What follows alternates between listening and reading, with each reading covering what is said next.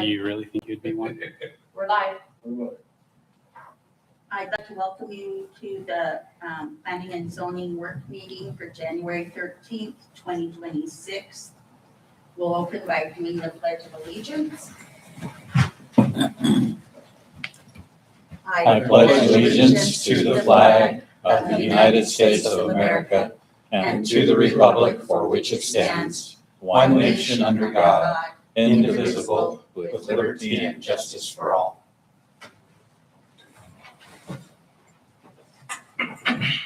We'll have the staff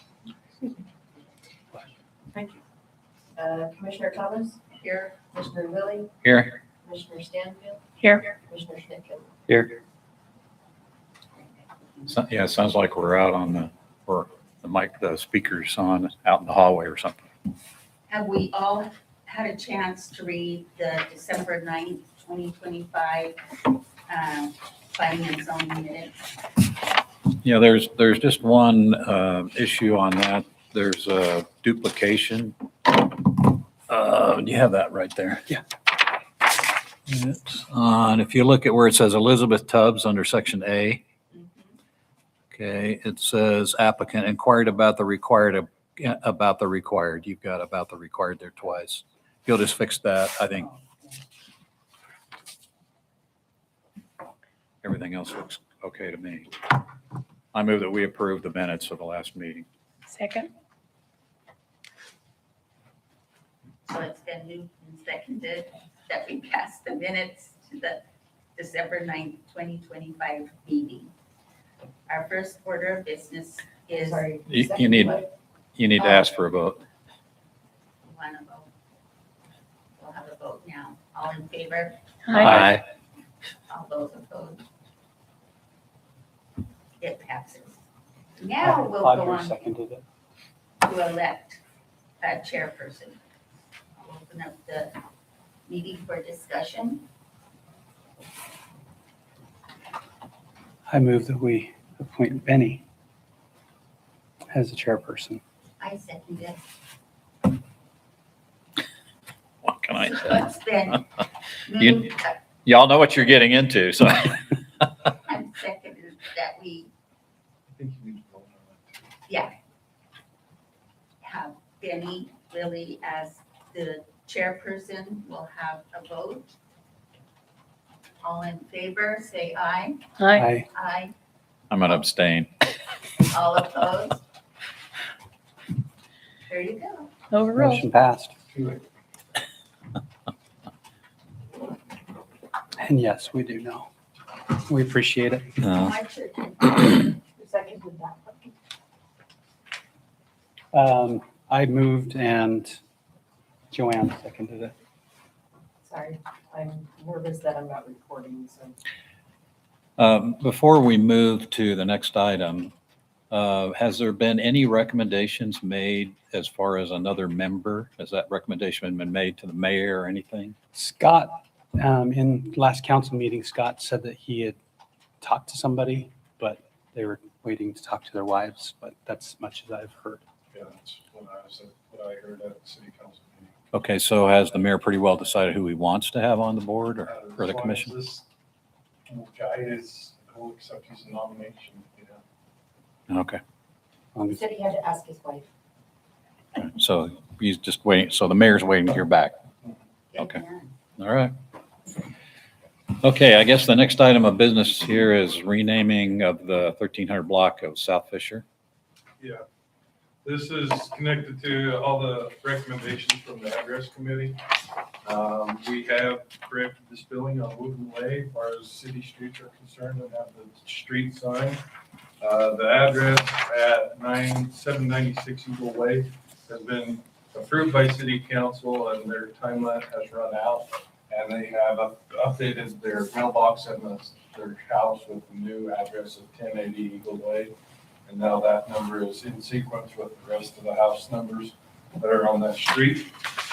So the next, on this spreadsheet, the next high risk, less complicated, less number of addresses that would be affected would be 1300 block of South Fisher Avenue. This is not a continuous street with the rest of South Fisher. And so that makes it highly recommended, high risk from EMS to change the name of that street. What I'm asking for tonight is just to go ahead and contact that person and let them know the situation and maybe give them the options of maybe a possible name for that street. I'll have to compare it to the official street names if they do have something in mind. But it is in the power of the Planning and Zoning Committee to approve that change, a name change of the street. It's up to city council to recommend changes for house numbers, but for city streets, it's planning. Is this for John Walker? What's that? Is this for John Walker, I can't remember the name. the Walker subdivision, or is this the one that has the last street address, but it's actually facing It's on the Southie? jig. It's on, There's, I don't know if I give you a map. I have a map. Yeah, I'm just looking at what's on the, on Google Maps.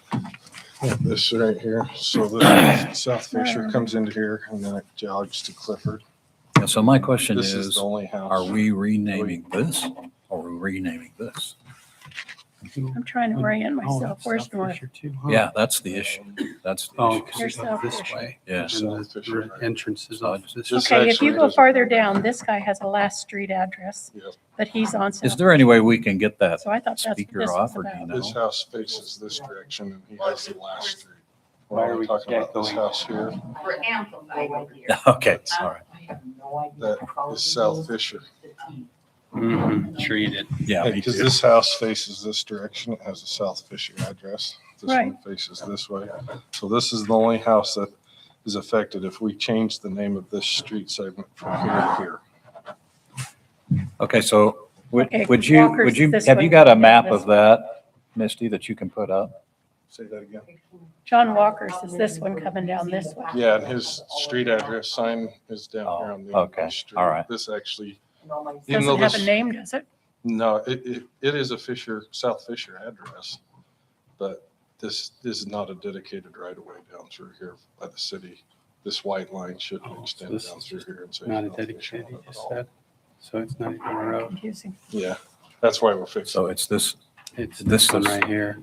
So what, Travis, he has a South Fisher address, it's just the numbers out of sequence? No, he has a South Fisher address and we're gonna rename this block right here. He's the only one with this address on this block. Okay, okay. All right. So what are you naming it to? We're gonna give the resident that option. I just want to make sure that I know as well. All right. We're talking about this stretch right here? Yes. Okay. So if this were to become a dedicated street, then it would remain South Fisher Avenue here, right? Yes, Okay. because it extends directly Right, off right, of them, right. doesn't Okay, jog. okay. So you're talking about changing this one. Yeah, And this is the only house that has an address on that street right now. that's right. Okay. That would be affected. Yeah. So we would change this to something that maybe they preferred and wasn't duplicated in other part of the city Right, or okay. wasn't too close to something in the county too. This is We'll South check with Fisher and them, it too. jogs over. So to what South action do you think Fisher. we So need to change take the name of I it. just would commission. like So this whole- approval and recommendation that I Street. pursue this And and if this is ever contact developed, this we'll resident. then have to Okay. send So And shall we start make- that While we're at it, shall we I make a don't see motion why to this that one, effect? Yeah. this one Okay. faces the street. Oh, I mean, there are, So are we, there other issues on this Excel spreadsheet. She's got it up there now. Yeah. Thank you, Misty. I appreciate that. This is South Fisher, and then it jigs here and goes here, and this house is affected. Right.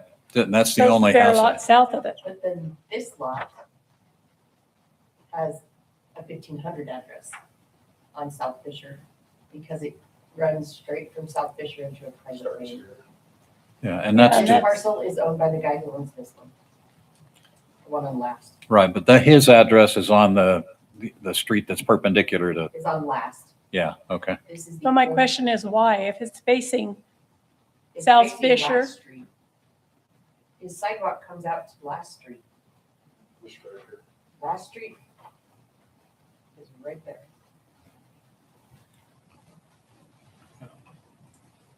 His front door so what comes is, to Last. what is, go straight south of where you are, That? that, what is The that? shop. shop. Oh, okay. Okay, I thought that was the house. Nope, that's a giant shop. Okay, Okay. That used to be Reader's Place. I don't know. The painter. He was out in Snake River. Well, his dad. Oh, Steve's dad. So is, Uh-huh. so is everybody clear now where we're gonna, what street we're gonna be considering and what the issues are? Okay. Would anybody, I'd entertain a motion to let Travis move forward, contacting the resident and begin the process. I think that's an excellent idea. Okay. I move we turn it over to Travis and clean it up. I second that. All right, all in favor? Aye. Who's second? Any opposed? Okay. All right. Next item, updates to the comprehensive plan. Oh, sorry. Before we go, Oh, sure. since we have some other high priority ones, are we just going to do one at a time? Well, this one is the next one that is high and it only affects one address. And we will, I think we should take the other ones into consideration because they're both Rich Lane and Rich Street. They're on here twice, actually. Yeah. High risk on the first page. And then on the second page, the other high risk we've already completed. So Rich Lane and Rich Street, they have 27 addresses on one and 9 on the other. So it'd be easier to change the name of Rich Street and the 9 addresses that would be affected there. If you would like to give me approval to start that process on that one as well, I can work on it. Any discussion, any concerns? That's a good idea. I do too. I I think instead of think dragging it's it out. serious enough that it ought to be addressed. Yeah. So you do have an option to hold a hearing if you feel like that there's enough public opinion that need to be collected on it. I think if we reach out to them and they voice that, then we can address that Go from there. at that I can time. But report back to you yeah, on if we have more compliance and resistance on Because are that. most of those apartments? Yeah, most of them are apartments through there, so it'd be more of the landlord, maybe a couple of houses. And it would be easier to do them 9 addresses on Bridge Street, a little 1-block street that a lot of people don't remember versus Rich Lane, which a lot of people live on, a Yeah, lot of people use. goes up to the county. Technically, by the normal culture of street addressing, Rich Lane should be called so it runs east-west, so it should be called a street within city limits, and it should be called a road outside in the county. It would be maintained by the county. Well, what we can do is, I think if we fix the fact that there is already a street, Yeah, and then we could relook at that, readdress the issue later if we want to change it. yeah. I think that would be the simplest solution in order to accomplish what EMS has made a recommendation for from the address. Well, if you give like a year between. Yeah. Taking away Rich Street and then creating Rich Street again, Mhm. then that gives the post office a little Yeah. chance to figure out where they're going. Yeah, and even our city code says we can't just change the suffix to it. We can't just change it, like it shows street and lane. We have to have a completely different name. I'll contact them. Well, I know you're going to have a completely different name, but then Rich Lane should be Rich Street to begin with, where you already have a Rich Street that everybody knows. You- And correct A that. time frame in there for people to readjust. Yeah, we can do that too. My opinion, I think if you correct the Rich Street, you leave the Rich Lane, even though it's incorrect, and not make that change, because For quite some time. but what's the point of making that change other than it's supposedly the correct thing, whether it's a street or a road or, Everybody knows. Rich Lane. Yeah. Mhm. so. But I mean, yeah, I mean, a couple years down the road, I mean, you could throw that around after we're all gone. You have a new group in here, Oh, there you go. After we've tortured the citizens. and everybody the residents are- can hate them instead of us. Because I think 27 people, there will be quite a few that don't want their name changed. Well, a lot of them are businesses too, like the auction house for their auction house license registered with the state.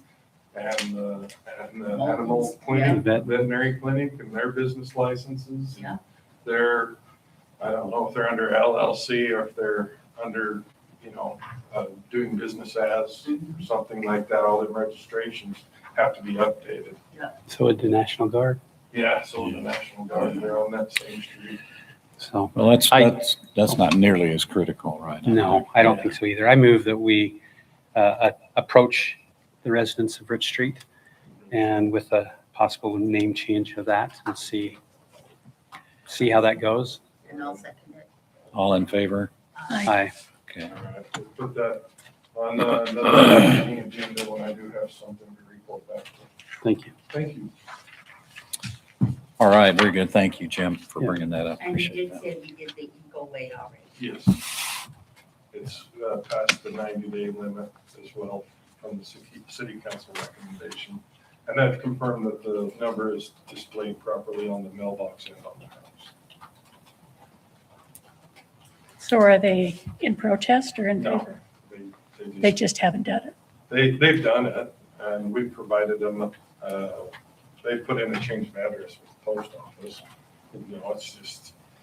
It's just a pain in the butt sometimes to go do that stuff. They didn't protest, they're like, whatever you Yeah. guys need, we're not gonna find it, but we're not real happy about having to do something about it. Until somebody in the house has a heart attack and the ambulance can't find it. That's Yeah. correct. We're gonna be properly in sequence. City plans to repave that corner in the summer. Because we're giving granted some more right of way right there to make them 2 streets and pave that. Wonderful. So, Yeah, it's in my neighborhood, so I like that. Save me from having to walk through that mud in the wintertime. well, it's in Scott's budget and he has a brand new paver. Right out last summer. He paved the parking lot at the animal shelter. Oh, did he? Cool. So they've got a little practice in and they've got it all surveyed with HLE in order where to put the stakes and a deal brought up on how to pay for the paving. And they also give the residents there an opportunity to get a bid and get paving done up to their driveway where it's outside of the street. So it'll all be improved all the way around. Very nice. All right. Everybody okay if we move to the next item? Yeah, I won't Okay. stop you All this right. time. Huh? I Pardon? won't stop you. No, this no, no, time. you're good. Okay, updates to the comprehensive plan. Travis? All the changes that were recommended by each one of you has been put into the comprehensive plan. It's been posted on our website. So people have access to it to read about it. We did add everything. We did have some requests. If you want to go back to the first page, Misty. I forgot to change the new mayor's name before we posted this. Grant doesn't want it changed because it's supposed to have been adopted in 2025. Okay. I asked them. All right, I had another request on that page too. So we have a new library director. Would you fix a spelling on my name on that, please? Thanks. Not on that one because it's a PDF, but I will on the other one. Okay, And then I'll fix it. All right. thank you. So we have a new librarian, Holly Jackson. We had a request to relabel that by the library board to librarian director. So we'll make that change. So I don't think anybody will. Did that happen in 25 or 26? That happened Monday. So in 26. Yeah. So wouldn't that fall under the same statute as the mayor? That it should stay. Yeah, well, we can, but I don't care. I'm just, if we can't update the mayor, then Yeah, we can put it back. We originally had it as Lisa Harrell, who was the second to last librarian director. And we had it in there as an interim. So we could update that, make that Lisa and put interim library. I'm okay with this. I'm okay with this one. Okay, we'll go back. to No, this but round it's, two. isn't it up to us, not Graham? He doesn't sit on this board or on the city council. You guys do whatever you want to do. Well, I the- approached the city administrator, CFO, make them some changes. he did make a good point. If we cannot change the mayor because of it needs to be 2025. She was put in Change it 2026. back. So we really should follow, That's where I'm going, is Okay. it's just, I mean, who cares really, but Yeah. it's just, I don't care. If you want to go to, what was it, chapter 5, Misty, with all former chairman Stufflebeam, now Mayor Stufflebeam's suggestions.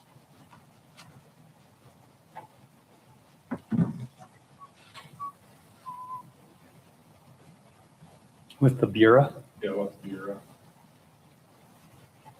It was under the goals and policies of I just gotta figure out which chapter.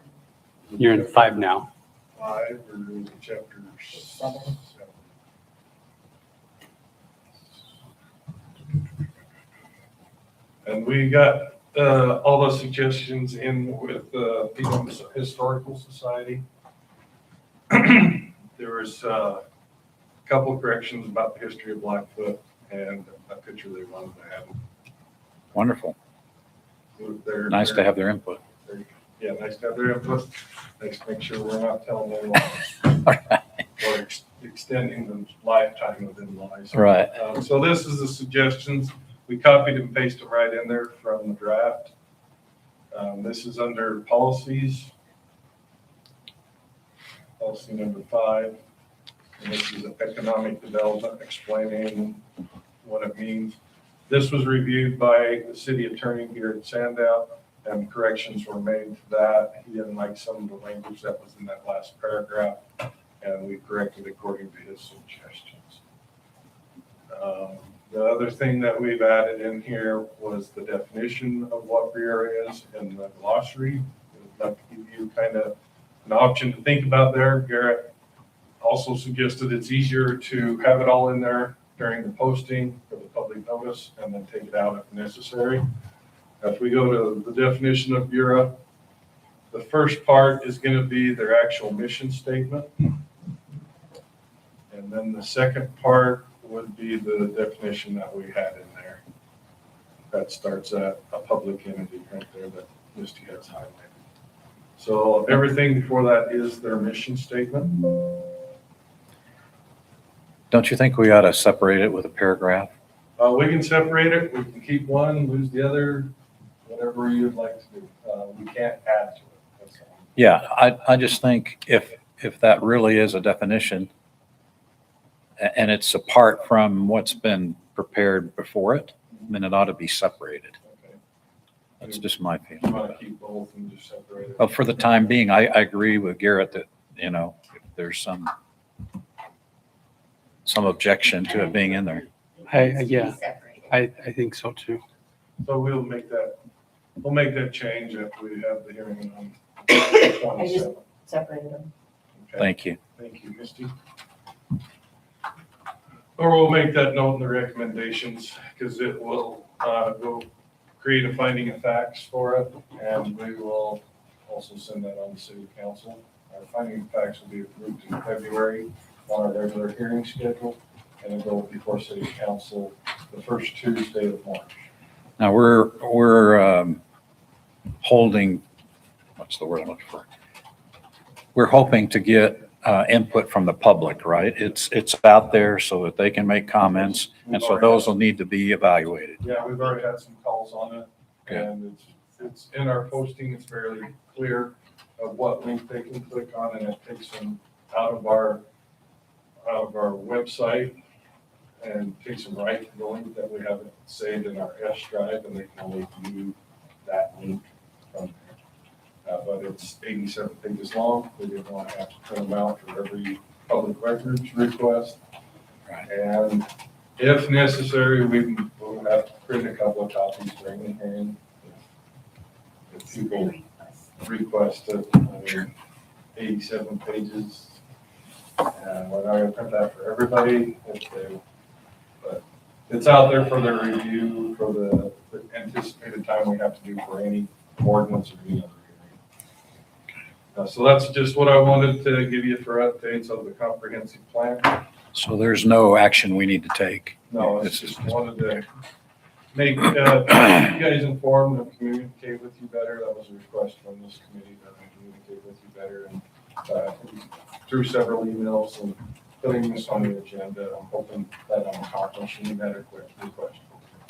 I have a question for you. Sure. So, been brought to you guys that we want to recognize this from 2025, but we're not voting on it until first quarter is almost over in 2026. Mhm. Doesn't make a whole lot of sense. It should just be adopted in 2026. I mean, it's already been written for 2 years. I can take that suggestion back to, I mean, and if that's the case, then you update the mayor, you update the librarian, and I can take that suggestion back and we can bring it back during the hearing. that's fine. It's just my Put it thought. in the recommendations for the finding of facts. But I'm not in a appointed position. You're fine. I just was, and they could disagree with me, and I'm just telling you my opinion. It's, Yeah, well, under the current strong mayoral system that we are under, I'm a hired and an appointed position, so Graham Anderson is my direct supervisor. So I think that listen to everybody.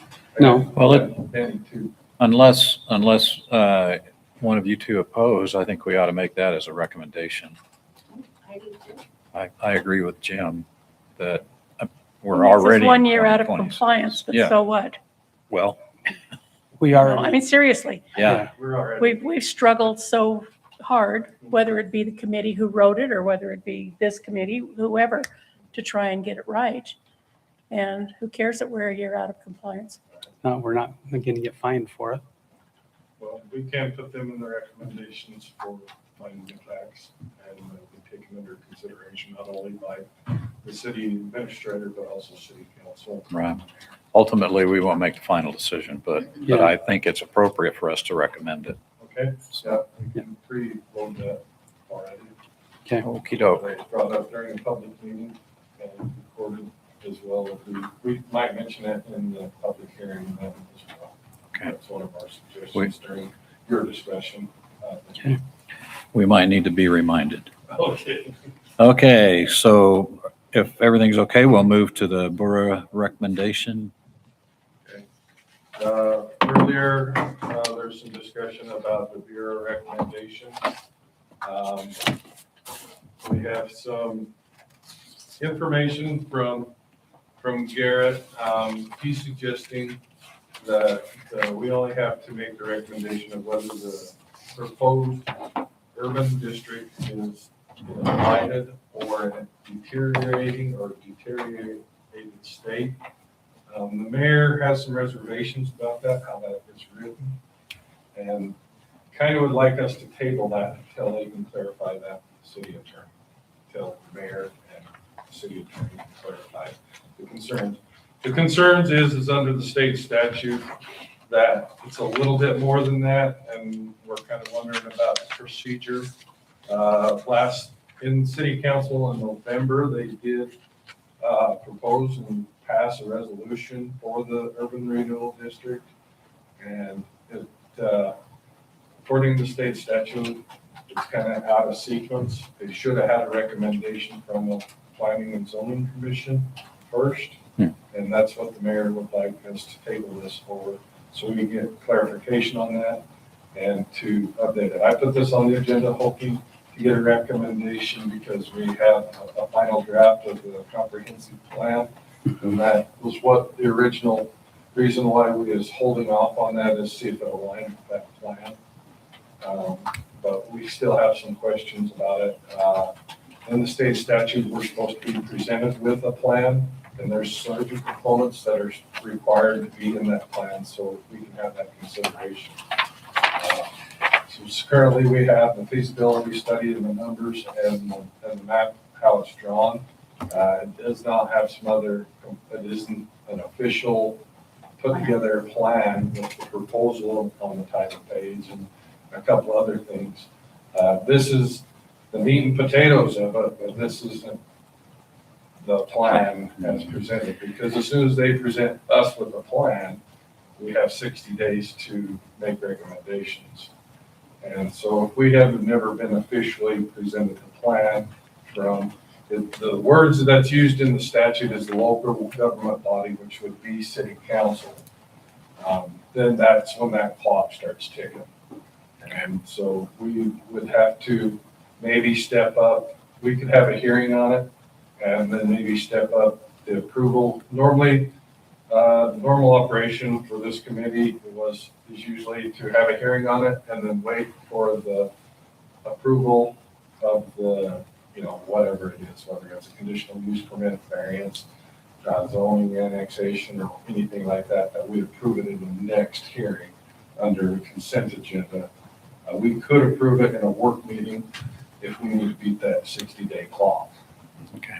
But that's not an issue right now. Yeah, that's Right. not the issue Okay. right now. The issue is So- we haven't had the official plan given to us and we want to get clarification on that. Any discussion, any feelings about it? Yeah. I was going to talk, I called Bart today because it was on our agenda and to try to get some clarification, not saying that I don't want to table it, but just so that I get this off my mind. The one thing that, and I think at least I was concerned with, is that Bureau was funding this $24 million build. They're not. They'd fund roughly about $2 million. It's in the infrastructure of that property. The roadways, the sewer, water, that type of thing within that development, which the city will own and have to maintain anyways. And then basically the taxation that is revenued from that would cover that loan and then some. He had just gotten some numbers back and roughly on a 20-year loan, the payment would be right around $166,000 a year. And we'd be taking in a little over $200,000 based off their budget numbers. And I just have to go off that because I don't know how that all works and what the properties are really worth. But if they do a 15-year loan, it's pushing right around that $200,000 a year payment for that loan, which I thought was interesting. I mean, still a lot of money to put out there. It is some development, but he said the money that if they don't use it or once that's paid off and they still have that revenue coming in, that goes into a fund that can help other businesses do, an upgraded storefront. They'll match up to $20,000, I think he said on that, or some other development within that. And then if they don't use those funds within that time frame, then it goes back to the remaining funding goes back to the city. That's So it. clarify for me, how much is the taxpayers' increase and how much is the individual business having to come up with? The individual business for the hotel, they would have to come up with roughly $22 million to build that facility. And so the taxpayers would be paying the $2 million. They'd be paying for $2 million for the roadway, for the sewers, for that infrastructure Yeah. of that development there. What you're saying is as a result of that investment, we get all kinds of revenue back. We would. Yeah. From the way that Bart described it to me. Right. And you guys know I was definitely not not understanding it at all. I was not for it. Not necessarily that I'm 100% for it right now, but I don't see a negative. So this if we point. recommend that this urban renewal district be created, that's putting the taxpayers at liability of $2 million.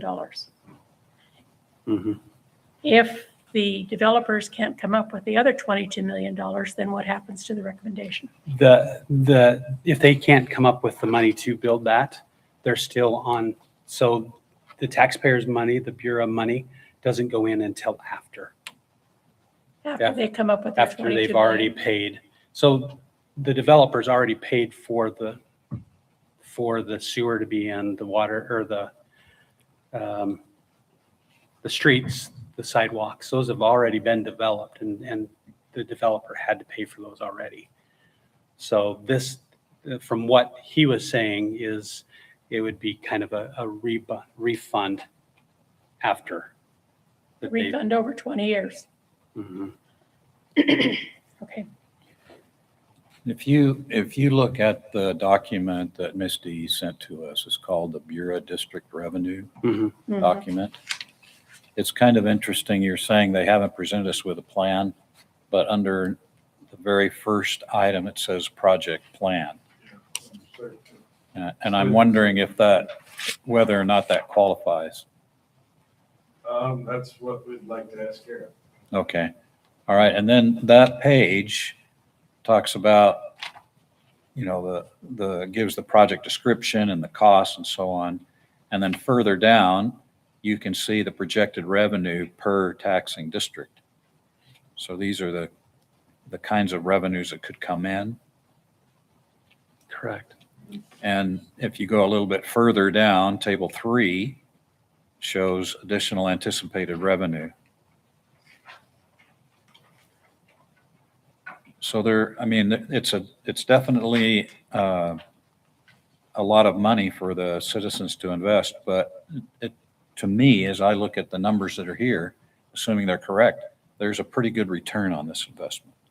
That's the way that I was anticipating. And that's not, always there's the carrot out there that there's going to be more development within that other 3 acres or that's right there that could bring in additional Right. taxation for the city of Blackfoot. But, and from what I've been told, it doesn't increase the property tax of the people already, other than normal growth on that. If you look at the city levies that we've had for the past few years, we had 0.007, we dropped down to 0.006 for 2025, and now they're putting it back up to 0.007, so it is an increase. Okay, and that, I don't understand, I don't understand that. I was just told that it's not, but I guess for this last year, it would be an increase, just not from the year before because of that gap, the year gap on there. So yes, I guess it would be an increase to downtown under that. Well, the 3 that bureau districts that we had all went away in 2025, Mhm. allowing the budget to go down to 0.006, as I understand it. And now you're talking about putting in another bureau district, taking it back up to 0.007. Mhm. Well, let's get some clarification. Yeah, I can't, you can't. vote. I'm the chairman, so you all have to come up with a motion. I motion that we table it until we get additional clarification. I'll second that one. Like I said, I just Okay, wanted we you guys have to know what I'd heard. Oh, sorry. I was just going to say we have a motion and a second. There's no more discussion about it? Okay. All in favor? Hi. Aye. Okay. Any opposed? I don't see any, so that passed. So you can let the mayor know. Okay, we're down to parking requirements.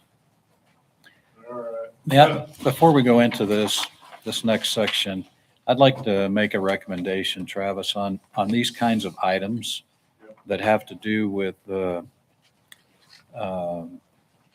ordinances and the zoning requirements and so on, that when you send out the information, when you send out the sections that we're not going to be looking at, that you also provide an explanation of what you're intending to do with those sections. You see what I'm saying? All we're getting is the document with some yellow lines on it, but you don't really tell us what it is we're going to be considering. We just see these yellow lines. This document should have been included in your packet. It starts with the Planning and Zoning Commission has identified an increasing concern regarding adequate off-street parking. Okay, but that's for item E, but what about F and G?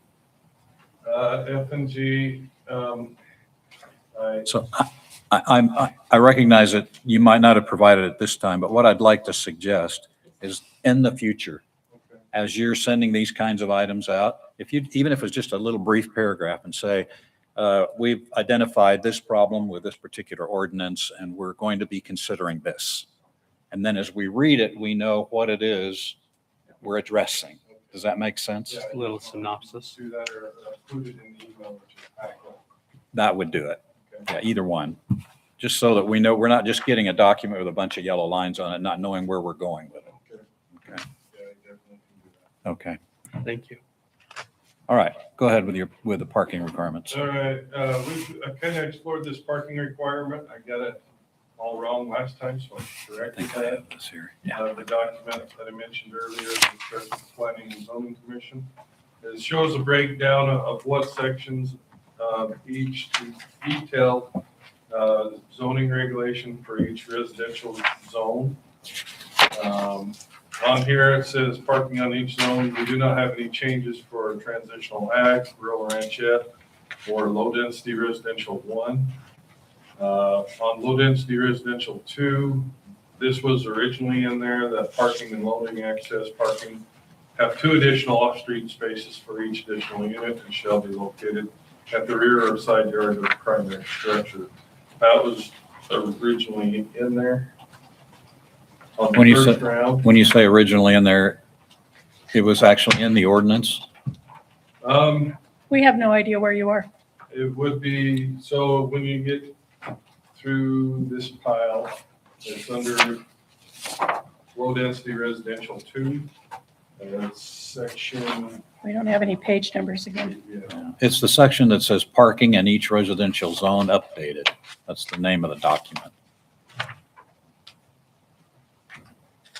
Parking in each residential zone.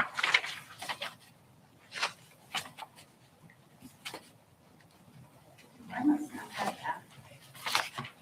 I can't follow it. Well, I just have the electronic copy. So, It looks like this. It was in the packet that I got. It's the same packet Misty's in, right? It's just on top of this. Clear back down, way under. Single page. It's just a single page, right? Yeah, it's just Okay. a single page. That's where I was looking at, and then I thought I was confused. Because it wasn't there. yeah, it's this one right here. Trees. Yeah. Give me a clue here, where we're going. Keep cruising. Yeah, this is all code. Our section for each zoning regulation is very long. I That's had a the, question on this. okay. It has a 1 on the bottom. Yeah, the document has the Page like, 1. page numbers on it. There's the flip side. Yeah, I read it Well, I'm not there on my yet. computer this morning, so.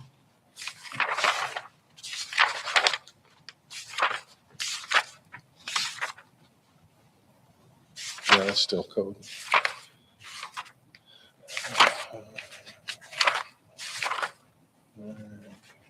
That was the first agenda that I got, which obviously changed, correct? And then that takes me into the Yeah. trees. I don't think I had that page. I think it's further down in the, past the trees, Yeah, got separated from the original. At least that's where I found it too. And Because on the agenda, the trees are after the parking.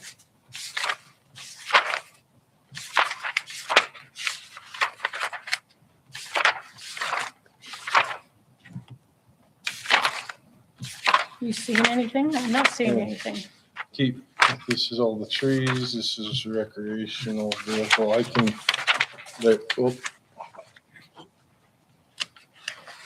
Oh, that's code. 1147 city use district differently. Well, he's actually looking at another document. Yeah, this, you can have this. It's Yeah. Misty? it's just a, Stapled together, so they're in the order. it's just a single page that they're looking for, Misty. There it is. You have this one. These are all stapled together. I'm not seeing it in this packet that I In the red have. Okay, All right, so we all got this document in hand. this is a breakdown of each We're on the zoning computer. regulation. We're on the computer monitor. That's right. This is a breakdown, so going back, transitional ag wasn't touched, rural ranchette wasn't touched. Low density residential 1 wasn't touched. Low density residential 2, which is section D of the zoning regulation, that was changed to that sentence there. Parking and loading access parking is 2 additional off-street spaces for each additional unit and shall be located in the rear or side yard of the primary structure. Okay, before you go on, so this statement under A is the recommended language you're saying we're going to put into the code. Yes. Okay. And so after that, we go to medium density. Currently, what A says is what was in there, and what is being changed to is B. Okay, I have concern with that. Okay? Why are we calling out for 2.25 cars when if it's not half or more, it doesn't matter? Because you only have one primary, and then if you have a secondary bedroom in there, that's 3 cars. If you have a third bedroom in there, that's 4 cars. 2.25, what was left over from the original. But that's what I'm saying. We either need to increase that to 2.5 and then it automatically rolls up and then you're not saying that you have to have 3 cars, Okay. or take it down to 2 and just realize that, Take it down to 2 and then count the bedrooms past that. but we're counting the bedrooms anyways off the new code. Right, but I'm So- saying if you start with 2 instead of 2.25, where you're already requiring additional for bedrooms, 2 Mhm. seems to be plenty. Instead of 2.25, and that's listed in every one of these. Yeah, Okay, so we can drop the quarter. That's no big deal. This hasn't gone to public notification or anything. That's why I brought it to the work meeting so we can. I like going up more than down, just to be honest with you, because there's a lot of time. Well, like my wife and I mean, we live in a 4-bedroom home and we had 7 cars. And just because, you have an extra, I have a work truck and then I had a personal truck. My kids all had vehicles. So it adds up pretty darn fast. And we're talking multifamily where it's already crowded. I think it should go up more than down. So You're we're- suggesting 2.5. I would say if we're going to keep either that or take it up to 3, because it's not going to matter, because if it's a half or more, it But it goes is up. going to matter to new development that is It is. putting in apartments and such. And so that cuts down on what they can develop on the land. Exactly. So if you have a 4-bedroom house, you're looking at 2 for the first bedroom, 3, 4, 5 Mhm. spaces, or 5.25 as it's now written. If you're looking at a 3-bedroom apartment, you've got 2, 3, 4. Yep. But there's a lot of those apartments that, because of the cost of those apartments, that there's a boyfriend and girlfriend that live in the main, and a boyfriend and girlfriend that live in the secondary, and maybe a friend that lives in the third. So you're 5 or 6 cars in a 3-bedroom apartment, so that they can In a cover that. 3-bedroom apartment, you could easily have 6 guys renting. Correct. And that's kind of, I'm not opposed to development, but I'm opposed to over developing and not enough parking. My son lives in a development now, and there's no parking in front of his place And that's because of the 2.25. because of the 2.25. Yeah. And so he has to, there's parking, but he's on the other side of the parking lot. But that's why we're changing this to begin with, is because when you have additional bedrooms, you need to take into account Mhm. the possible occupancy, not the fact that there's a 2-year-old in one room and a 3-year-old in the other room. It's the possible. It is. And that's why I'm more of, instead of Dropping. 2.25, dropping it down to 2 to take it up to 3, or 2.5, which would be 3 realistically. I don't think we need the percentages. But that's I'll go either way, but my thought is I'd rather have them have to provide more parking, even though it's going to limit some of it might take off on a development, might take off 2 units. Is that going to stop? Might a stop a developer? fourplex if it's a big development. It might, but more than likely it won't. I don't know, you're looking at Highland Acres, 148 doors. Oh, my. Yep. That could be a lot. But where are all those people gonna park? Exactly. If you don't change this, where are they going to park? I know, Yeah. but if we don't go up so that we have those. I mean, we are going up some. I know, But- but then you don't, there's no place for those cars to go. Because you also have trailers And boats. and boats. I mean, it's more than just Yeah, it's vehicles, period. cars. So I think we should take it up to 3 for the main Okay. and then the additional bedrooms. But that's up to, obviously, we need, I think we should go to 3 as well, or 2.5, I don't care.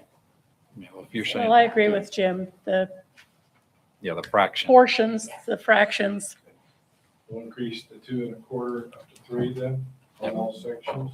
I'm good with that, but Okay. how much And the, flack are you going to get from new developments? Oh, they're always, if they have to do more, they're always gonna complain, but if they're going to still develop and they can, return on their investment is still there, they'll still develop. When the demand goes up.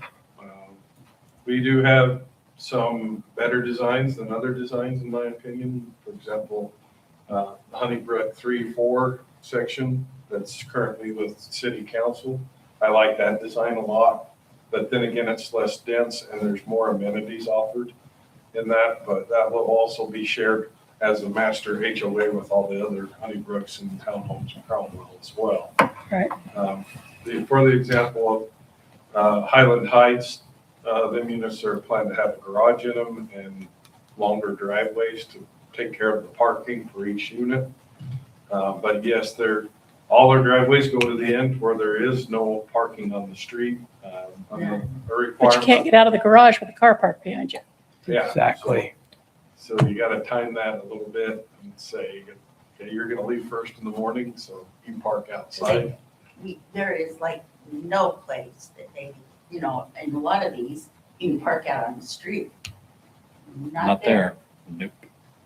Well, around where the LDR 1 is, where the single family homes will be put in that section, there'll be some street parking there because then driveways will be separated a little bit, enough to put a car in there or two. And they can do an RV pad next to their, Yeah. on the single family home. Yeah, and they have large enough lots that if they want to improve and add more parking themselves, they have room to. But if they extend do the their RV driveway. pad, what about the requirements to have so much green space or whatever? There- Landscaping. So there's two You requirements. just covered it with cement. There's two requirements for the footprint of structures. And that is you can't do more than 40% of the lot. And the required landscaping is still like 60% that you have to maintain. You can't pave it all with impervious surfaces. And you can So, see but what that. Jim just said was put in an RV pad. That's taking away from that 60%. Yeah, but we require any kind of building permit for any accessory structure. And that rule would be applied. But that's not a structure.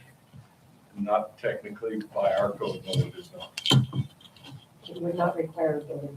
It wouldn't I can't hear require, you, Misty. it wouldn't require a building permit, but if they did do any more development like that, that required a building permit, we'd deny the building permit because it doesn't meet the zoning regulation.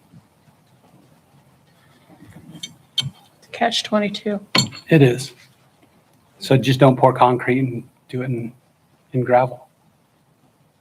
Well, I mean, it's something you really honestly have to think of because, that's a lot of units on a lot of these. And And so if we change this to 3 plus. Yeah.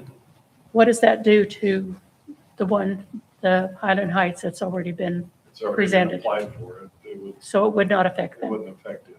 Okay. Just- It has to do with application, not approval. It has to do with application date, so any developer applying after these changes are adopted by city council and the 14-day motion to reconsider has passed by, it becomes city code. And any application dates after that would have to follow these parking regulations. One nice thing about what we're doing here is we're making a recommendation. Eventually, it's going to be reviewed by the city council. And if they think 3 is too many, then they'll adjust it, That's true. but I think we ought to recommend what we feel is right and let them make the decision. Well, So, I mean, if people everybody, are acquiring more cars, not fewer cars. exactly, yeah. Mhm. And do we want future developments to continue to struggle with the kinds of problems we've had in the past? No. So, We don't want another last street. no. So does everybody feel comfortable with that suggestion that we go to 3? Okay. Do we need to have a motion for that? or- No, Okay. I'm just, right now, it's just a work meeting, trying to get your input on the corrections that I need to make. All right. After we get done with the work meeting, I can make the corrections, send them out to you individually, get your responses from there. And then once everybody's good with it, then we can put out a public notice for it and have a hearing on it and start the process. Okay. So we've gotten to the number 4, low density residential. Are there any other changes we need to be aware of beyond that? When we get into medium density residential 2, it's the same thing, the 2 1/4, but we'll change that to 3. Yep.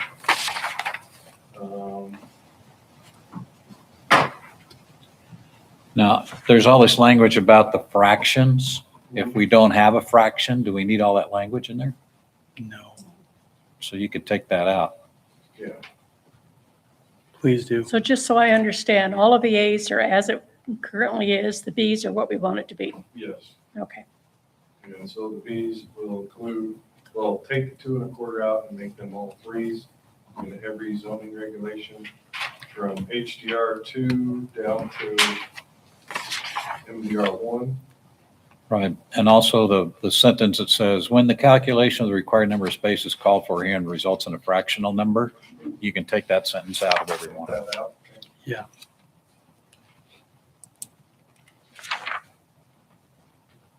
Cleans it up. Yeah. Takes everything. Takes everything out after the word bedroom. There you go. And we can do that on LDR 2, MDR 1 and 2, HDR 1 and 2. Okay. Yes, please.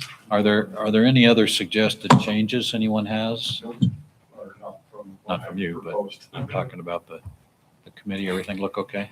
Like, no, move on. All right, let's look at F, master list of trees, our favorite subject. So on the master list of trees, I was having a hard time finding an arborist that would look at our list and approve it. Through a favor through Parks and Recs, they contacted Matt Perkins. He is the Urban and Community Forestry Program Manager for the Idaho Department of Lands. He's a certified arborist. And he had made some suggestions to make changes on our tree of list after he has reviewed it and has agreed to approve it. There are some of his suggestions that are just suggestions, not ones that he said you should not do this at all. He had some very good comments in there from what was already created. In there, it says that it's on the second page, it says, where it says, Eric, apologies for my delayed response. It says, the document looks great. I have a few comments as follows. In the second paragraph, tree section, it's mentioned that tree branches should be pruned up to 7 foot above the curb. This is fine for the walkway, but for vehicular traffic, tree branches should be pruned up to 14 for clearance of trucks. I have made them changes.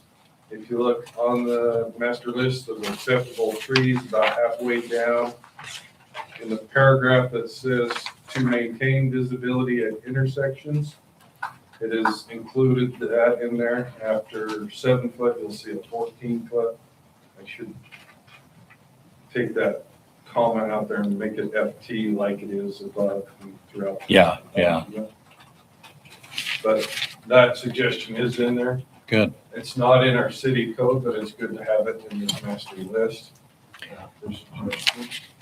Wonderful. City code It talks about the site triangle and in the site triangle off the street. It doesn't discuss about any trees that may hang over the top of the street. Out of the site triangle, but big enough to hang over into the street itself. Should be approved up to 14 feet so trucks can pass underneath. Is that something you feel like we ought to add to the code? I don't know where that would apply other than in the cemetery. Okay. We have full control of that. You know, my inclination is, he's an arborist, he knows these trees, we don't know nothing, that we ought to go with his recommendations. Okay. Well, my thoughts are this shouldn't even be coming before the planning and zoning board because we're not arborists. Therefore, it shouldn't even be in our realm to have to deal with. Well, But it is the code. If you have a, it is the code, and in later documents, I have made changes that takes that power that used to be with the P and Z and put it into the Parks and Recs. good idea. So we'll get to that here in a little bit. So for now, we have it in our hands and in our seat, and we'll put it to Parks and Recs and Arbor, and we'll ask them to take the written permission for anything that isn't in the list and go to Parks and Recs, ask them for it. So do we need to do a motion or anything, Travis?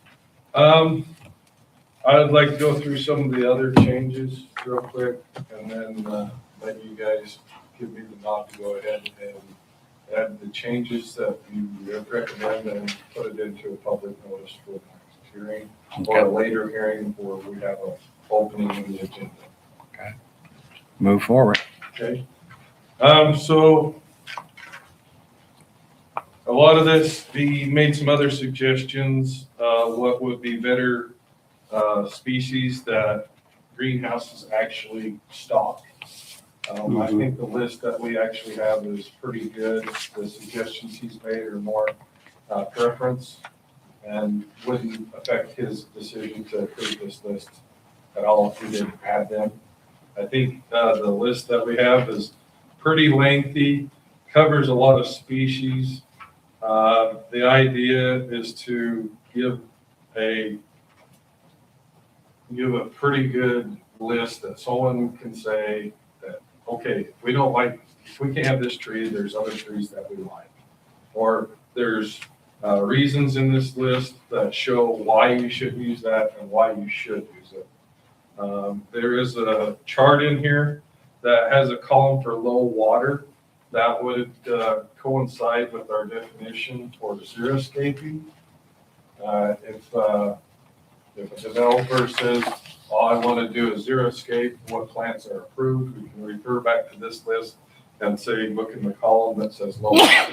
Excuse me. Anything that is marked with low water would be approved for xeriscape. I think in our xeriscape definition, we took the low water verbiage out and put in sufficiently less water or something like that. But low water fits in the column on the page. So this would be a way to help developers know what is approved in a xeriscape condition and what is approved, and how far away they need to be spaced apart and how far away from the right of ways and street lights they would be. This would coincide with any parking lot development in commercial zones for what would be approved for landscaping within them parking lots.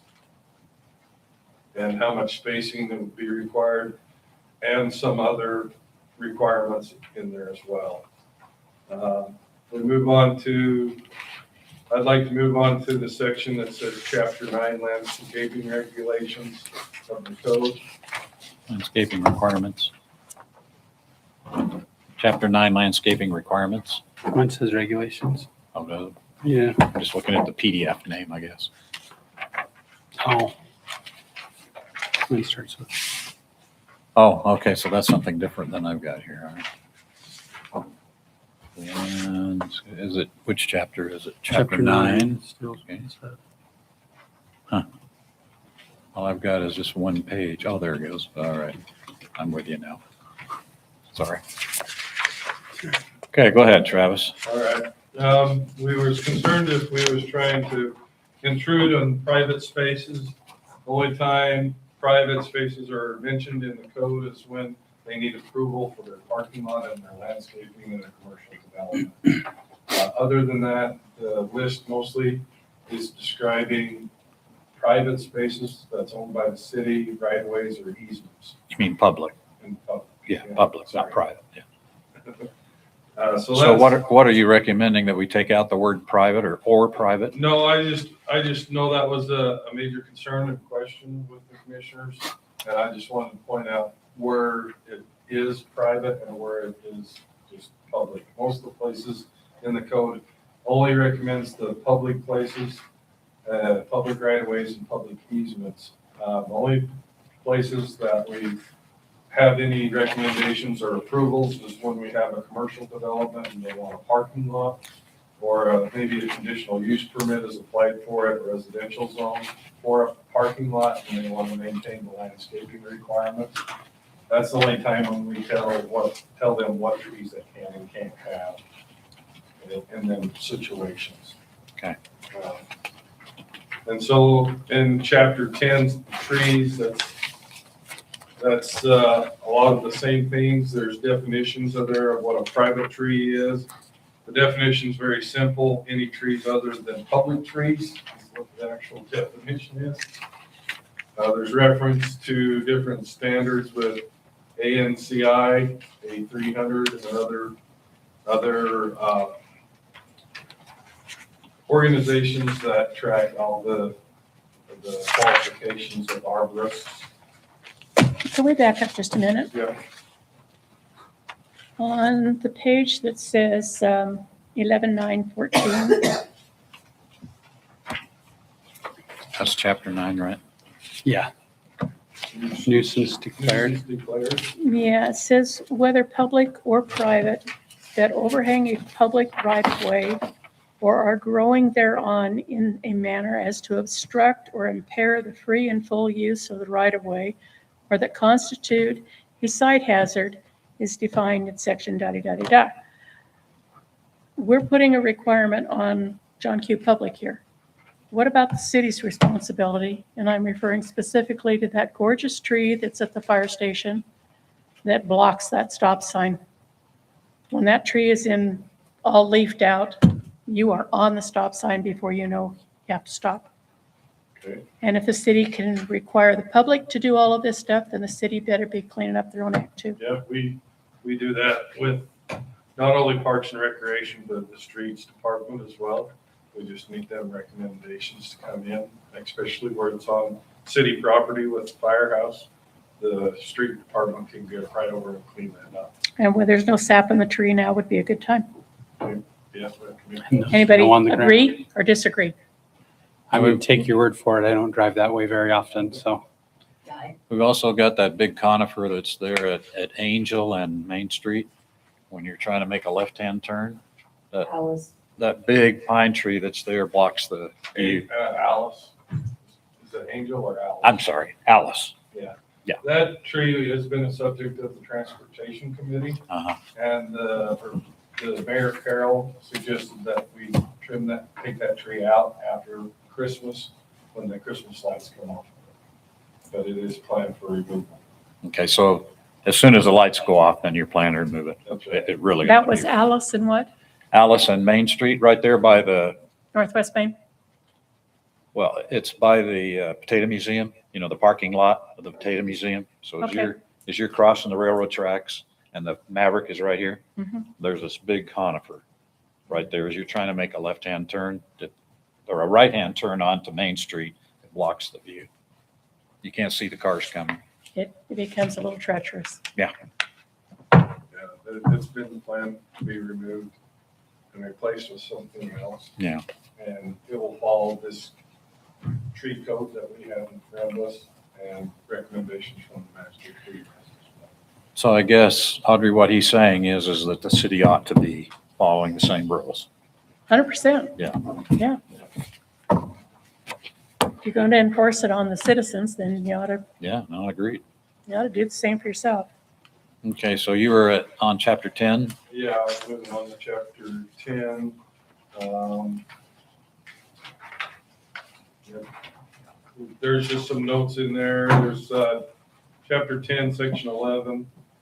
It talks about public nuisance. The only time it would become public nuisance if it was endangering the public's health, if it was a dead old tree and it was on private property. There is a condition in here, not specifically that section, if it had something called Dutch disease or something like that, Elm. elm disease, Dutch elm disease, that it would be part of the abatement process. If you want to go to chapter 10, section 20, abatement of nuisances, the only time we can go into public places is if it has dead elm tree, branches, stumps, firewood, other than elm, not very burn sprayed or effective elm bark beetle destroying insecticide. So the idea is if it's spreading disease or increasing termites or insect infestation, there is a abatement clause to go there and work with the landowner to clean that up. So is that new or that's currently in the That's code? currently in there already. There is one tree. I was contacted by the code enforcement officer with a concern on a couple of trees.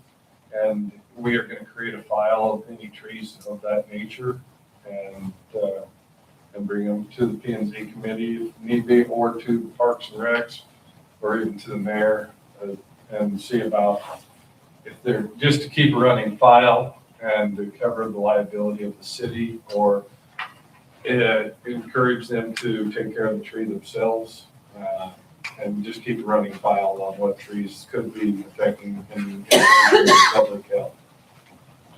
We don't want to get very critical on it or start the abatement process on these trees. We just like to have them on file and be able to handle them case by case, or if there's any questions or concerns brought up by the mayor or any council, that we would have a record of that and we would be able to tell them what we know about that tree or property owner, or if they've been contacted. I don't know how much the planning and zoning committee ought to be involved in that. I mean, that's a code enforcement issue and So, I yeah, it's a code enforcement officer. I don't see where we would need to be bothered with that, Yeah, I don't think it needs to come here. I'm just saying there is abatement process. just so we know. Yeah, we're just kind of keeping an eye on it. It's kind of up to the direction of the mayor and the city administrator, whether to pursue abatement. Or, maybe it's just a conversation with the property owner. We do have grants that we do for sidewalk repair, and I've been granted for sidewalk repair. If there's a tree that's ruining the sidewalk, there's an extra grant to remove that tree and help repair the sidewalk and put it to a better condition so that damage doesn't continue. So there's other options to go there, especially that close to the right of way. But it's just the code enforcement officer doing his job and taking suggestions from me. Okay, anything else that we need to give you about that? On the next sheet, chapter 11.9.4, you can see that the city tree committee is crossed out and Parks and Recreation Department and city forest advisor is added to that section. That certainly looks good to me. Yeah, that puts it to Parks and Rec where everybody wants it to be. Where it should be. In the page is titled 11.9.6, distance regulations for tree planting. It adds conifers in there. The conifers wasn't added in there, but it is a chart in the master list of acceptable trees. Usually conifers have to be further back away from the sidewalk because the root systems grow out further. You can't prune them like a columnar tree, or they look like a little Christmas tree on top of a big lodge pole. So that's why they have to be set back further. And that's noted in here in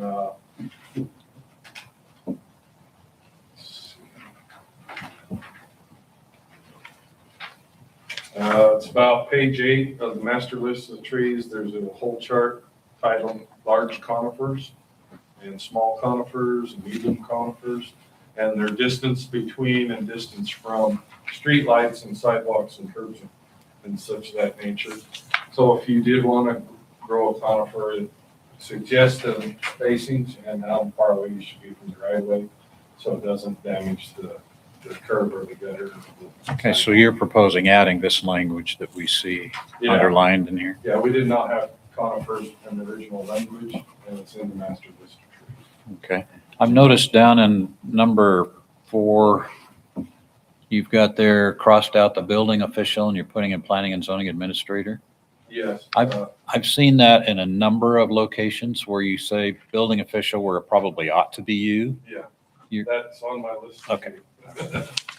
That's on my whiteboard in my office to do. I just Okay. haven't got that far. This is stuff I've been working on during the holiday schedule that we've taken off. And this has all been reviewed by a city attorney that I've been prepared Okay. for.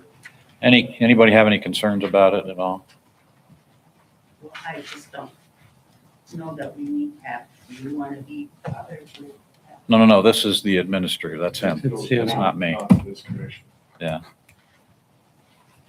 do you want to be bothered by? He probably doesn't want to be bothered by it either, but Well, it is just correcting what was already in there. I'm Yeah. sure Chase Clark has a lot of qualifications, and I think not, one of them is not arborist, I know that. Yeah. But he has lots of other qualifications. all right. Anything else? And I'm sure he would like that correction done too. The one page of Title 11, Chapter 10, Section 8, Species of Trees Permitted. We have the department crossed out and Planning and Zoning Commission and Parks and Rec. The only thing that we're retaining would be to periodically update the master list of trees from recommendations of Parks and Rec. And it currently does say that it also has to be approved by city council.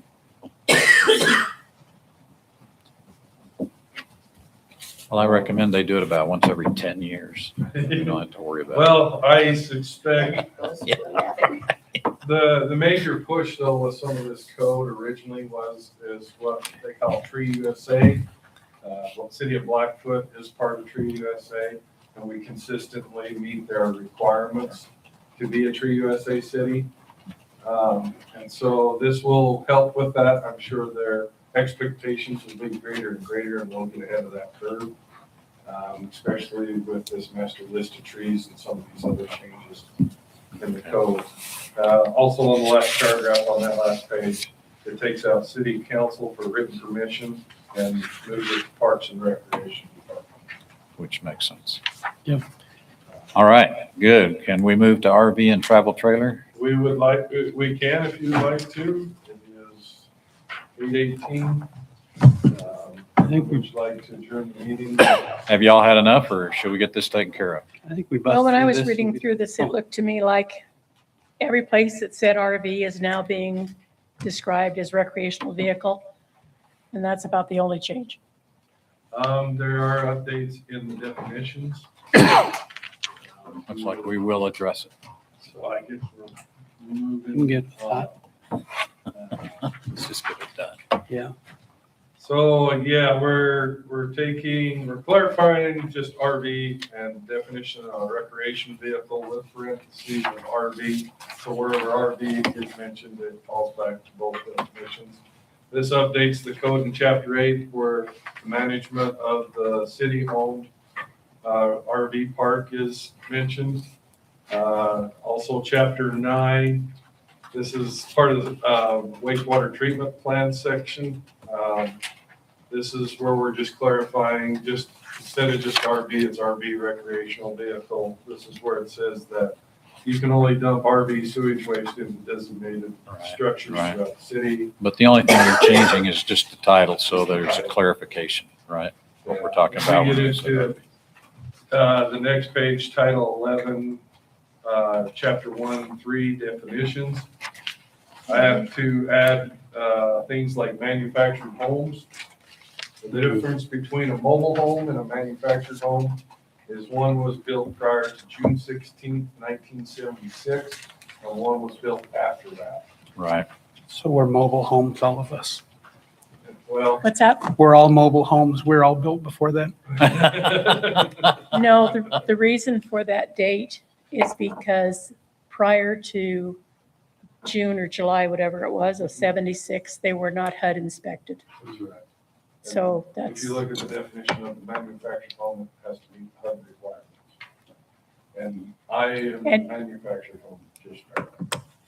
if you currently own one and don't move it, there's nothing they can do about it. But if you move it to a different location, you have to bring it up to HUD standards in order to live in it. And Otherwise, it's just storage. And current building codes as well. There was one thing you have under dwelling on 11.1.3 definitions. You go down to dwelling. You've got, previously it said mobile home. Now you've got park, model, recreation vehicle, and recreation vehicle. Yeah, because that was an error in our code that I had found. Mhm. Mobile home is considered a dwelling. It is considered a single family dwelling if it's put on a permanent foundation in our code. Okay. So that was an error that I found and would like to correct. And so the proper description of that is a park, model, recreational vehicle. Well, park model recreation vehicle is defined in state statute and will remain a recreation vehicle, not a mobile home or a manufactured Manufactured home. home. Okay. So that's why you're saying it does not include that. That's right. Gotcha. Okay. Recreation vehicles fall under a whole different code, ANSI and ISI. They're more related to Department of Motor Vehicles than they are to the building codes. They don't fall under building codes, so that's why the separation is required. And the state statute clearly defined what the park model is a single wide trailer mobile home that is more, it uses more temporary connections and is easily moved, and the gear can be easily removed and added whenever they want to move it. And You're talking about the chassis? Yeah, the Yeah. chassis, you know. And so that's why the state has put it definitely as an RV. It falls in the same classification as a tiny home if the gear isn't removed and it's not on a permanent foundation. That's also considered an RV. And so that's some of the definitions that were updated through here. If you look at manufactured homes, it does mention, it's copied right out of the state statute. And the date, sorry, June 15th, not 16th. I was off one day. Oh, darn. But it does mention the HUD manufactured requirements, and it goes down and you show the mobile home definition down there. That's right out of the state statute. And all the other stuff, mobile home class A and B can be reviewed according to the state statute. Right. Great. This is just bringing it up to compliance with the state statutes. Yeah. Excellent. Any concern about any of that? Anybody? The next change, mobile home / manufactured home park. We would like to continue to allow manufactured homes on piers, not permanent foundations, in mobile home parks. Because if we don't make that change and add them, they will slowly go obsolete as mobile homes are not made anymore. Manufactured homes are, there are mobile home parks that already have manufactured homes on them with piers underneath them and no permanent foundations, so we're still staying pretty close to that goal already. Okay. But it will allow mobile home parks to continue to add manufactured homes on them as long as they're on piers and not permanent foundations. We have code in our schedule of uses saying that as well, that if they're on permanent foundations, they'll be treated as a single family dwelling. Okay. The definition of a park model recreation vehicle is in there, that's copied right out of the state statute. You can notice on there that it has to exceed 400 square feet. 400 square feet is the breaking point for a tiny home as well. Most building permits are not required for anything under 200 square feet, so The range between 200 and 400 square feet will remain with the tiny homes. Well, just looking at that, I don't see a definition in here for a tiny home.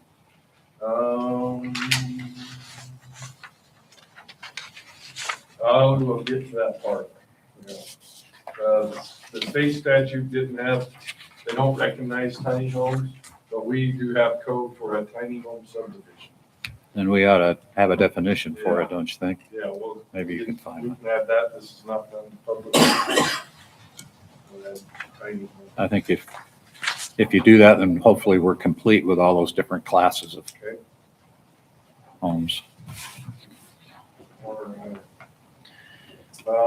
Anything else? There is one page that Misty just handwritten on the top of the page, check, title 11, 4B5. This is a huge chapter, but the only change we're making in it is in this, Chapter. in the section L. We're just adding, we're crossing out travel trailers and adding recreation vehicles, RVs. We're trying to phase out the term travel trailer as well. Okay, well, you've got, in the definitions, you have travel trailer. Do you want to delete it? Before No, I'd like to keep it definitions. remaining in there because it's used in other sections. Okay. All right. Anything else, folks? Chapter 5 is the application for mobile home parks for subdivision applications. It's just adding the definition of manufactured home and taking out travel trailer to RV. Okay.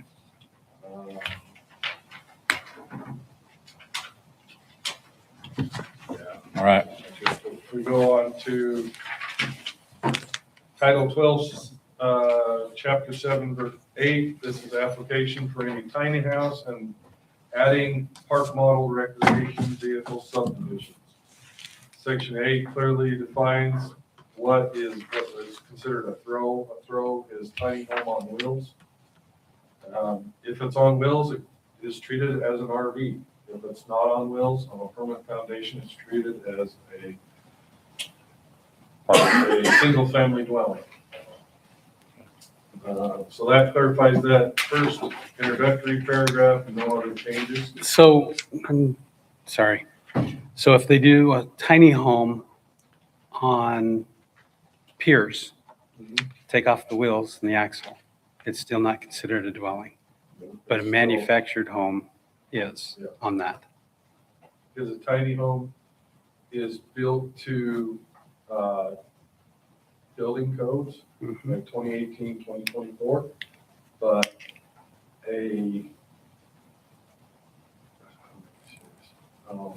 they are not built to HUD specifications.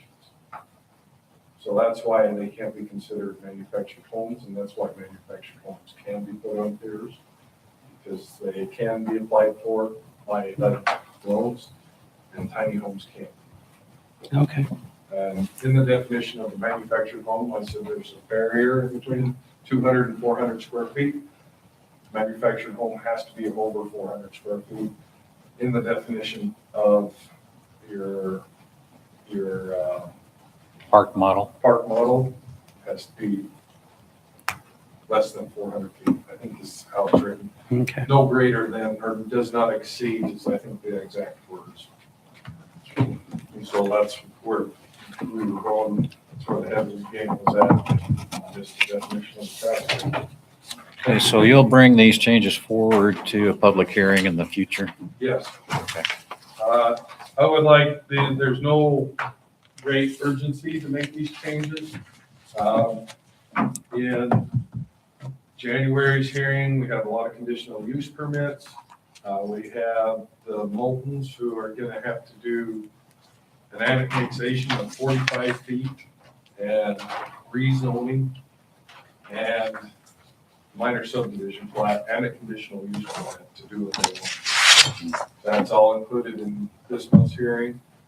Conditional use permit for a bakery in a light industrial M1 zone and a guy that wants lawns. So they'll do- Where's the bakery? The bakery is over on Old Sputnik building, the old Sputnik building Across on from Bridge Corrective. Street. From where? across from Corrective. They're having other things in there too. They're still having the motorcycle shop in there, but they're sectioning off a section for a bakery, but that's what's in our schedule of uses. I thought the motorcycle shop closed down and moved. Is it a motorcycle shop or is it John Deere? No, there's a Logan, there's No, Logan Mountain Manufacturing. West just went in where Blackfoot Motorsports used to be. Okay, Mountain West, that's where they went. Yeah. The Gillens. And so that and the comprehensive plan, I expect some attendance on the comprehensive plan, and that's why Highland Heights got bumped to February.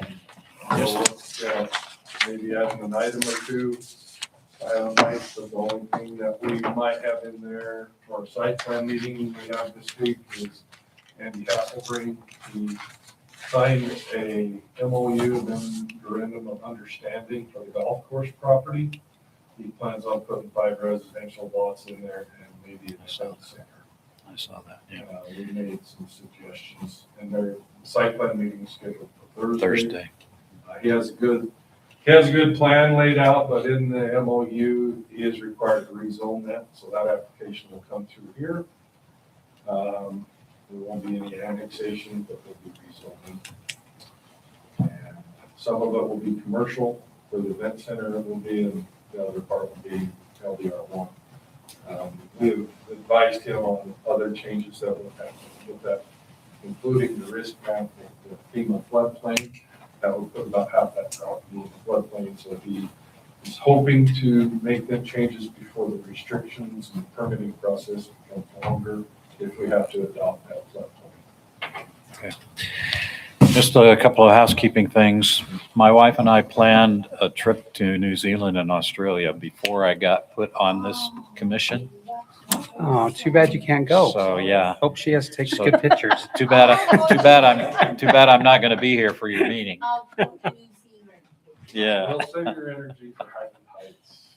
Yeah, so I will not be here for the public hearing or for the next work meeting. So Joanne, you're on the hook for that. That means we have to have all 3 of you at the public hearing. Or we don't have a quorum. Well, hopefully we can get the mayor to get the other member of the commission on, you know. He wouldn't be able to announce his appointment until the next city council meeting. Mhm. Anyway, okay, so, Okay, Misty, I'm confused. If Joanna's in charge and conducting, then you only have 2, We're only required to have 3 for a quorum, including the chairman. Okay, because there's only 5 of you. So gotta have at least 3. But I can't go. but she can't In a vote. tie you can, Yeah, if same as, we're same as, against each other, Yeah, and a tie. same as Scott did when there was Yeah. 5. sweet. Let's do that. Let's make her vote. Tie. You guys are just gonna, just Well, I'm glad that's why we moved Highland Heights to February. yeah, I will be here for the public hearing in February. So I come back Sure you're on, not going to come extend back it? on the 17th. No, it costs too much money. But we've been planning this for over 2 years. And like I say, I didn't that's get on the awesome. commission until after we were well into our planning, so So you're going in January. That means it's going to be summer. that's right. Cool. Yeah, we leave on the 27th and we'll be back on the 17th of February. We're going to spend a couple of days in Sydney and then we're going to take a 14-day cruise to New Zealand and then a few more days in Sydney and then, so We'll miss the work meeting too. that's Yeah. right. So Jim, I'm so sorry. I knew that we. Oh, I You can say that. Yeah. I can't say that. I- Move, yeah. Okay. I second it. Okay, we have a motion and a second. All in favor? I- Done. Meeting is adjourned. 4 minutes after my wife said we had to be done. When's your pay gonna start? They are working on it. One thing to maybe mention there is that the city has decided not to enforce the city code rule